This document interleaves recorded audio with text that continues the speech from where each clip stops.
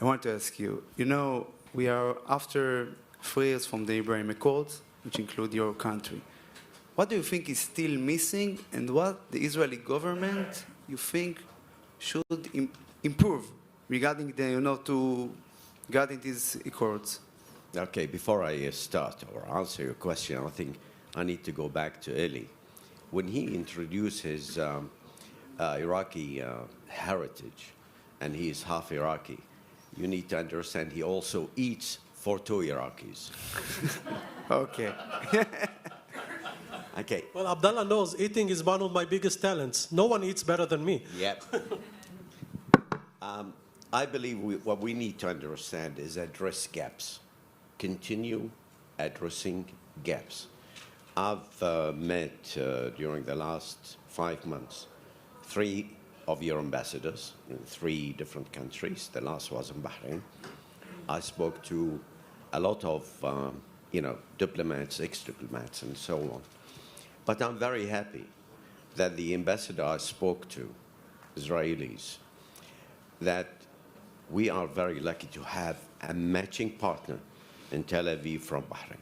He is capable, and we need to continue making sure that our country has the right tools of representation, engagement, continuing engagement, and making sure that we can handle the time of honeymoon when everybody was happy after signing the Abrahamic Accord, but also having the other tools, public, official, and by other means like this forum. We need to continue having those. I think the first priority that should concern all of us is restabilizing the Middle East. That's the biggest issue that will not just unite us, but will sustain other things. The Abrahamic Accords have done something that hasn't been achievable or possible. We have revitalized connected geography, talking about UAE to the Med. Now, we have Saudi Arabia. It's a gap. But we all need to understand, we have to respect that this gap is there for a certain reason. We shouldn't agitate the Saudis. We should encourage the Saudis. What we need to do is, again, gaps, motivation, and tailoring something that's, befitting everybody's aspiration. You mean gaps? What do you mean gaps? The Palestinian cause, for example? Listen, when I was asked before about the Palestinian issue, I said, nor you nor the Palestinians are ready to speak. The minute you bridge that gap and you are willing to talk to each other and you ask us to come in as a friends to, let's say, bridge something or making sure that this solution need an honest broker or guarantor, we as a regional collectively could come in as partners in this solution. I want to ask you regarding the public opinion in the Arab world and also Bahrain on the Abraham Accords, 3 years after the signing of the Abraham Accords. How do you see it? Listen, it's not a matter of years or days. It is what Ambassador Hayek But the microphone, we want to hear you, yeah. Okay, sorry. Yeah. It's not the years or months or days. It is measured by a different yardstick. And I believe what Ambassador Hayek have said is we need a real interpretation of what has been achieved and what is next. Okay? And like what Abdulaziz have said and what Danny have said, we need to vision what need to be done. Okay?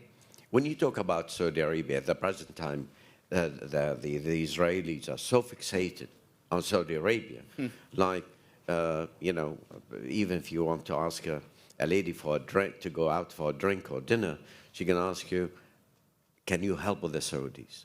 What you need to do, okay, first of all, have you ever thought what NEOM represents for the Saudis, and how close it is to your borders. Okay? All the writing on the sand. But unfortunately, your diplomat or your strategist, I believe probably in the security apparatus and everything, they can read that. But I believe you are continuing to do politics as usual. It's too Israeli. It's not working for you. It's not working regionally. You need to recalibrate.